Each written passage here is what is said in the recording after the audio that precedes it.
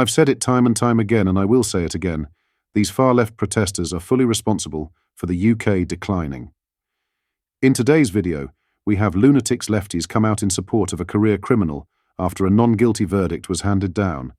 These individuals are protesting against said decision, and to be honest, it's truly shocking. We will go over the full story in today's video, whilst also going over all of the latest news from up and down the country. But first, hit the like button and subscribe to the channel, and join our fast-growing community. The establishment, the media, and far-left activists desperately wanted Chris Kaba to be Britain's George Floyd. But the British people see through their divisive nonsense. If you don't want to be shot by armed police, then you shouldn't try and run them over. Yes, the verdict was that the police officer was not guilty, and after seeing the footage ourselves, you can clearly see that it isn't an issue. Have a look for yourselves. Continuing southbound, pass, what's your ETA? 30 seconds. Through South London, a convoy of police cars followed the suspect's Audi Q8. It had been linked to a shooting the night before. Standing by for strikes, stand by, stand by. When it turned into a side street, police launched a plan to stop it and remove the driver. On to Coastal Gardens. Do it here, it's in line. Boxed in, surrounded by armed police, the Audi rammed forwards.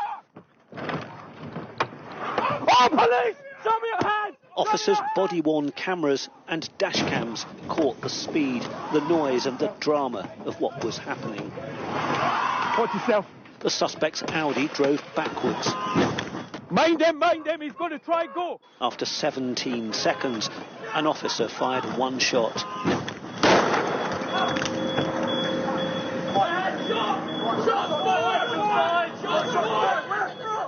The jury was shown a graphics version of the movement of the firearms officers. Blake is the yellow dot. He ends up in front of the suspect's car, from where he takes the final shot. In the aftermath of the verdict, white middle-class left-wingers come out in support of Chris Kaba, a violent criminal who rammed his car into armed police officers multiple times and was subsequently shot. These people are the reason Britain is declining. Now, it's not violent, but it's truly shocking that these people see it this way. Have a watch. Justice! Now! Justice! Now! Chris Kaba! Chris Kaba! Chris Kaba! Chris Kaba! Question: why do these protesters always look like they haven't washed? Here's how Britons reacted to these scenes. Lord Talbot said, "They wanted justice, and they got it. The police officer was rightly found not guilty." Sandy said, "These people hate our country, our justice system, our culture, history, and anybody patriotic. It begs the question, why do they still live here?" Robert said, "Do any of them actually work?" "They are always protesting about something," Captain Britain said. "Black Lives Matter. Even black people don't care since there isn't one there. White apologists are worse than the blacks victim mentality." This user said, "When those 3 little girls got stabbed, these same people were nowhere to be seen. They only care when guilty foreigners get justice." What are your thoughts on this? Let me know in the comments. In other news, a man has died following a collision between 2 trains in Wales. A further 15 people have been taken to hospital after the collision near Llambrin Mare in Powys, although police said their injuries are not believed to be life-threatening or life-changing. British Transport confirmed the dead man's next of kin have been informed. Detectives added the incident involved the 6:31 p.m. service from Shrewsbury to Aberystwyth and the 7:09 p.m. service from Machynlleth to Shrewsbury. BTP Superintendent Andrew Morgan said, "We can sadly confirm a man has died following this evening's incident. We extend our deepest sympathies to his loved ones, alongside everyone else impacted, and specialist officers continue to provide support." He said the BTP are working hand-in-hand with emergency services and the rail industry to understand the circumstances leading up to this collision. Superintendent Morgan added, "Residents will see an increased policing presence in the area in the coming days as a result." The low-speed collision involving 2 trains happened just before 7 p.m. on Monday, police said. In a joint statement, Network Rail and Transport for Wales said, Our first thoughts are with the family and loved ones of the man who has lost his life, as well as all the other people involved in this incident. We're extremely grateful to the emergency services who attended the scene and helped our passengers and staff in challenging circumstances.